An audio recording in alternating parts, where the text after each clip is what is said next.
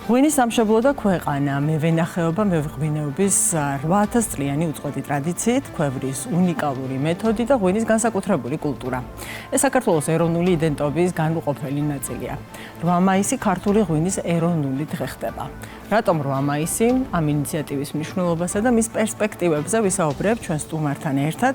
ჩვენი სტუმარია კომპანია ფერი ვაინსის წარმომადგენელი, სომელია და ენოლოგი რეზი ცეცხლაძე, რომელიც პირდაპირ ეთერში გვერდდება. მოგესალმებით რეზი, მადლობა გადაცემაში მონაწილეობისთვის. მოგესალმებით, მადლობა დაინტერესებისთვის. მაინც ამ ცოტა რიტორიკული კითხვით დავიწყოთ, რატომ 8 მაისი, რატომ შეირჩა ეს დღე ღვინის ეროვნული დღის დასაწესებლად?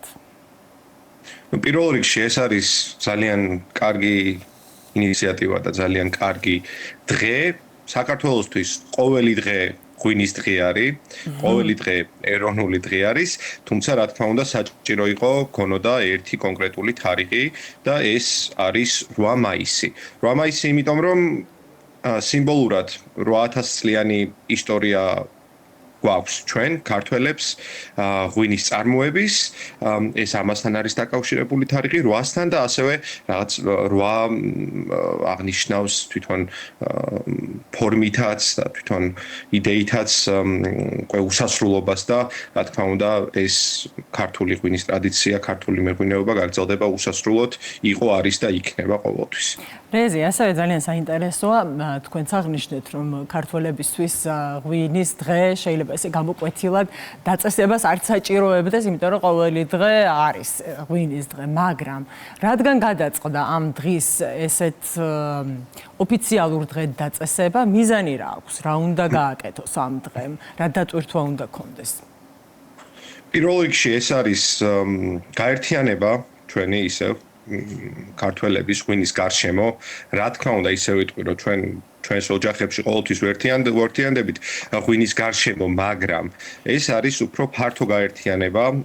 ის ადამიანები, ვისაც უყვართ ღვინო, მოვლენ ადგილზე, დააგემოვნებენ ამ ღვინოს, გაეცნობიან, ასევე დაგეგმილი არის და უკვე ნელ-ნელა იწყებენ საერთაშორისო ღვინის პროფესიონალები, სომელიები, მყიდველები, ექსპორტიორები ჩამოსვლა საქართველოში, რათა დაესწრონ ამ დღესასწაულს, ამ დღეს 8 მაისს. მათთვის შესაძლებლობა იქნება ეს, რომ გასინჯონ ღვინოები, გაესაუბრონ მწარმოებლებს, დაინტერესდნენ და შემდეგ უკვე აკეთონ ბიზნესი ამ ადამიანებთან შორის, მათ შორის მეც როგორც ღვინის მარნის წარმომადგენელი ველოდები სხვადასხვა პროფესიონალებს ინგლისიდან, ამერიკიდან, ჩინეთიდან, სხვადასხვა სტრატეგიული ქვეყნებიდან, სადაც ქართული ღვინის მოხმარება და პოპულარიზაცია უფრო და უფრო იზრდება ყოველწლიურად. და რა თქმა უნდა, ეს არის ცნობადობის ამაღლება ქართული ღვინის როგორც შიდა ბაზარზე, ასევე საექსპორტო ბაზრებს. დიახ, მივედით უკვე თვითონ ღონისძიების ნაწილზეც 8 მაისი ეს ტრადიციულად იქნება, როგორც მივხვდით, ყოველწლიური ღონისძიება იქნება, ყოველწლიურად აღინიშნება ღვინის ეროვნულ დღედ, მაგრამ სტარტი როგორი ექნება, თქვენ მინიშნებები გააკეთეთ პირველ ღონისძიებას, პირველი დღე, რომელიც ეროვნული დღის სტატუსით ჩაიწერება კალენდარში, როგორი ღონისძიებებით იქნება დატვირთული? ანუ მხოლოდ თბილისი იქნება, რეგიონებშიც იქნება პარალელურად ღონისძიებები თუ რა? როგორი გეგმებით? ამ ეტაპზე დედაქალაქში თბილისში იქნება, ასე ვთქვათ, ყველაზე ფართოდ წარმოდგენილი ქართული ღვინო.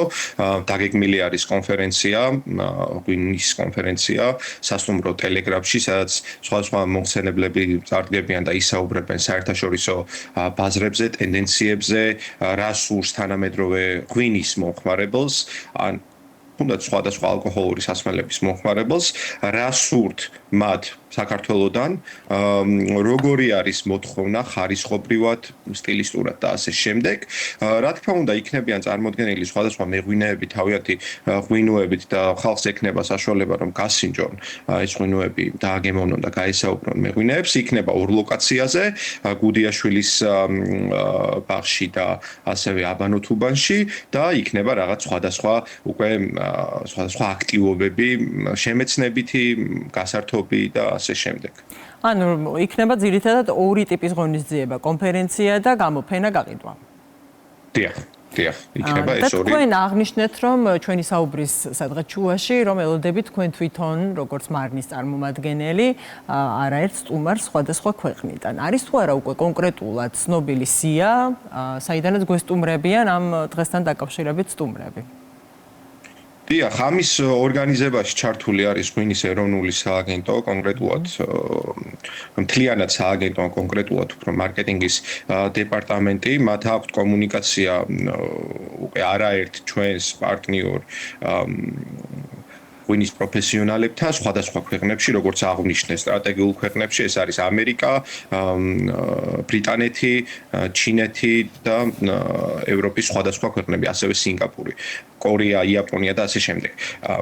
მათ აქვთ კომუნიკაცია, მათ აქვთ სია, ისინი უკვე იცნობენ ამ ადამიანებს და რა თქმა უნდა, ჩემთვის ახლა უცნობია მათი სახელები და გვარები და ასე ვთქვათ, ვინ მოდიან კონკრეტულად, მაგრამ როგორც ყოველ წელს სხვადასხვა ღვინის ფესტივალებზე, ძირითადად ღვინის პროფესიონალები და ბიზნესში ჩართული ადამიანები ეწევიან ხოლმე საქართველოს. ზუსტად არ შემიძლია მე დავასახელო რამდენი ადამიანი, მაგრამ ალბათ 100-150 ღვინის პროფესიონალი იქნება ჩამოსული. დიახ, არ არის საჭირო ახლა კონკრეტული რიცხვი, მაგრამ თქვენთვის, როგორც ამ სექტორის წარმომადგენლისთვის, არის თუ არა ეს საკმარისი რაოდენობა, ანუ მოლოდინი როგორი გაქვთ? იქნება თუ არა ეს საკმარისი რაოდენობა, რომელიც მაგალითად სამომავლო ბიზნეს ურთიერთობების აწყობისთვის და იმ მიზნის მიღწევაში დაგვეხმარება, რაც თქვენც აღნიშნეთ, ქართული ღვინის პოპულარიზაცია.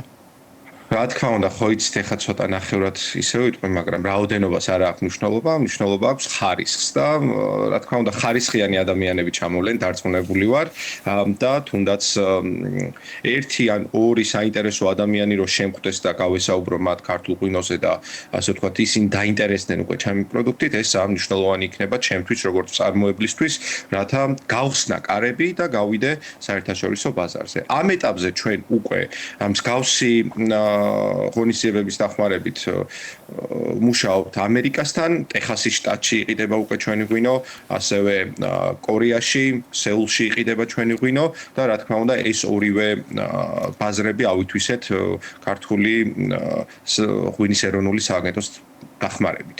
მათი ჩართულობით. და ძირითადად რაზე არის რეზი მოთხოვნა ამ ეტაპზე თქვენი გამოცდილებით?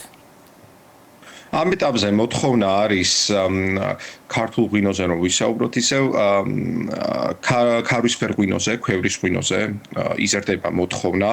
რა თქმა უნდა არის მოთხოვნა თეთრ მშრალ ღვინოზე და არის მოთხოვნა წითელ მშრალ ღვინოზე. ასევე ნელ-ნელა უკვე მოთხოვნა გადადის დაბალ ალკოჰოლურ სასმელებზე და ასევე ცქრიალა ღვინოებზე.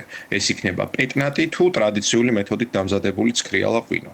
ძალიან დიდი მადლობა რეზი, წარმატებები უნდა გისურვოთ, როგორც რომ შევაჯამოთ კიდევ ერთი დღე, კიდევ ერთი ფესტივალი იქნება. ღვინის ეროვნული დღე გახდება კიდევ ერთი ფესტივალი, კიდევ ერთი შესაძლებლობა ამ სექტორით დაინტერესებული ადამიანებისთვის და ქართული ღვინის პოპულარიზაციისთვის.